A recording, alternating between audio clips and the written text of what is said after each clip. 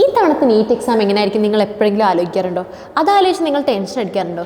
എന്നാൽ നമുക്കൊരു പ്രഡിക്ഷൻ ചെയ്താലോ എങ്ങനെ ഉണ്ടാവും എന്നുള്ളത്. അതായത് ഒരു ചെറിയൊരു അനാലിസിസ് ചെയ്ത് നോക്കാം. ഈസി ആയിരിക്കോ, ടഫ് ആയിരിക്കോ, അല്ലെങ്കിൽ ഒരു മോഡറേറ്റ് എക്സാം ആയിരിക്കും എന്നുള്ളത്. ഞാൻ ഫിദ, ഞാൻ ആലപ്പുഴ മെഡിക്കൽ കോളേജിലെ ഫൈനൽ ഇയർ MBBS സ്റ്റുഡൻ്റ് ആണ്. സോ കഴിഞ്ഞ വർഷത്തെ എക്സാം ഭയങ്കര ഈസി ആയിരുന്നു നീറ്റ്. അതിന് മുന്നത്തത് അത്രയ്ക്ക് ഈസി അല്ലായിരുന്നു. അപ്പം നമ്മൾ കട്ട് ഓഫ് ശ്രദ്ധിക്കുകയാണെങ്കിൽ നമ്മൾ കട്ട് ഓഫ് ഭയങ്കര ഹൈ ആയിരുന്നല്ലേ കഴിഞ്ഞ വർഷം. പക്ഷെ അത് കമ്പയർ ചെയ്ത് നോക്കുമ്പം 2023 കട്ട് ഓഫ് അത്ര ഹൈ അല്ലായിരുന്നു. പിന്നെ കഴിഞ്ഞ വർഷം കുറേ സ്കാമൊക്കെ നടന്നിട്ടുണ്ടായില്ലേ. അപ്പം നമ്മൾ ഈ സ്കാം പോലത്തെ കാര്യങ്ങളൊക്കെ ഈ വർഷം നമ്മൾ എക്സ്പെക്ട് ചെയ്യേണ്ട. കാരണം എന്താണെന്ന് വെച്ചാൽ കഴിഞ്ഞ വർഷം ഓൾറെഡി ഇതൊക്കെ നടന്നതുകൊണ്ട് ഭയങ്കര സെക്യൂർ ആയിട്ടായിരിക്കും ഈ വർഷത്തെ എക്സാം നടക്കുക എന്ന് നമുക്ക് പ്രഡിക്റ്റ് ചെയ്യാം അല്ലേ. നമുക്ക് അങ്ങനത്തെ ഒരു സംഭവം നടക്കാൻ ചാൻസ് ഇല്ലാതെ തന്നെ ആലോചിച്ച് വെക്കാം. അങ്ങനെ ഒരു സംഭവം ഉണ്ടാവില്ല.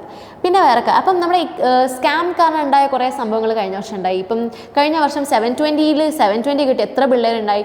സോ 720 കിട്ടുന്ന പിള്ളേരൊക്കെ ഈ വർഷം വളരെ കുറവായിരിക്കും. ഓക്കെ, അത് നിങ്ങൾ മനസ്സിലാക്കുക. അപ്പോൾ എക്സാമിൻ്റെ ലെവൽ എങ്ങനെയായിരിക്കും എന്ന് പറഞ്ഞാൽ I think it will be moderate. കുറച്ചുകൂടി ഒരു മോഡറേറ്റ് എക്സാം ആയിരിക്കും. ഈസി ആണോ എന്ന് ചോദിച്ചാൽ ഭയങ്കര ഈസി ആയിരിക്കത്തില്ല. പക്ഷേ ഭയങ്കര ടഫായിട്ടുള്ളൊരു എക്സാമും ആവില്ല. ഒരു നടുവിൽ നിൽക്കുന്ന ലെവലായിരിക്കും. പക്ഷേ ഈസി ആവാതാവുമ്പോൾ നിങ്ങൾ ഹാപ്പി ആവാണ് ചെയ്യേണ്ടത്. കാരണം ഈ ഈസി ആകുമ്പോഴുള്ള പ്രശ്നം എന്താ വെച്ചാൽ ഡിസേർവിങ് ആയിട്ടുള്ള പിള്ളേർ മാത്രമല്ല കയറിപ്പോകാൻ പോകുന്നത്.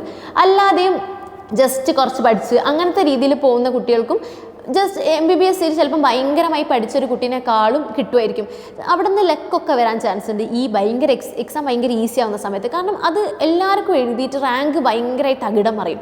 പക്ഷേ നമ്മളൊരു മോഡറേറ്റ് ലെവലാകുമ്പോൾ നിങ്ങൾ നന്നായി പഠിച്ച ഒരാളാണെങ്കിൽ നിങ്ങൾക്ക് എന്താണ് ഭയങ്കര ഒരു കോൺഫിഡൻസ് ഉണ്ട് നിങ്ങൾ പഠിച്ച കാര്യത്തിൽ. നിങ്ങൾ ഭയങ്കര ഹാർഡ് വർക്ക് ചെയ്ത ഒരാളാണെങ്കിൽ നിങ്ങൾക്ക് എക്സാം മോഡറേറ്റ് ആവുന്നത് ഭയങ്കര ഒരു ബ്ലെസ്സിങ് ആയിട്ടാണ് നിങ്ങൾ കാണേണ്ടത്. ഈവൻ എക്സാം ടഫ് ആണെങ്കിൽ പോലും നിങ്ങൾ ഒരിക്കലും അവിടെ നിന്ന് പാനിക് ആവരുത്. ടഫ് ആവുന്നതാണ് എപ്പോഴും നല്ലത്. ബിക്കോസ് ഈ ടഫ് ആവുന്ന സമയത്ത് ജസ്റ്റ് കുറച്ച് പഠിച്ച ആളുകൾ അല്ലെങ്കിൽ കുറച്ചൊരു എന്താണ് നമ്മൾ ജസ്റ്റ് ഒന്ന് മൊത്തത്തിലൊന്ന് പഠിച്ചു വിട്ട ആളുകൾ ഉണ്ടാവില്ല വേഗം. അങ്ങനത്തെ ആളുകൾക്കൊക്കെ വേഗം കയറി വരാൻ കുറച്ച് ബുദ്ധിമുട്ടാണ് കേട്ടോ. അപ്പോൾ നമ്മൾ ഈ ടഫ് ആകുമ്പം നിങ്ങൾ നല്ല വൃത്തിക്ക് ഹാർഡ് വർക്ക് ചെയ്ത് പഠിച്ചാണെങ്കിൽ നിങ്ങൾ ഡിസേർവ് ചെയ്യുന്ന കുട്ടികൾക്ക് എന്തായാലും ഈ ടഫ് ആവുന്ന എക്സാമിന് ഭയങ്കര ഈസി ആയിട്ട് കയറിപ്പോയി MBBSന് സീറ്റ് കിട്ടും. അത് അങ്ങനെ തന്നെയാണ് ട്രെൻഡ് വന്നിരിക്കുന്നത് ഇത്രയും വർഷം. ടഫായ എക്സാംസാണ് എപ്പോഴും കറക്റ്റായിട്ടുള്ള റിസൾട്ട് കാണിച്ചേക്കുന്നത്.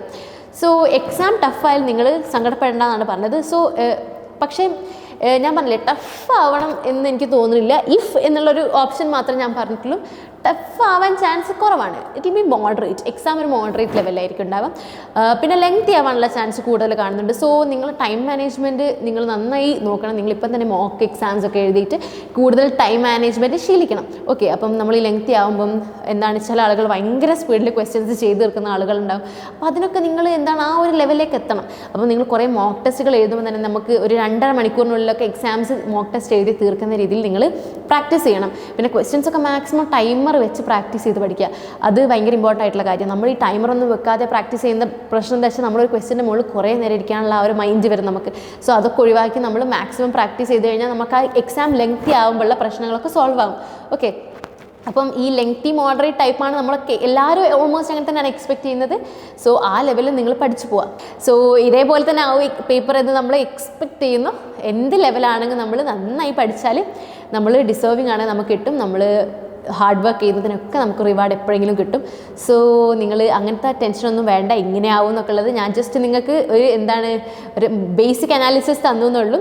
സോ നന്നായി പഠിക്കുക. All the best.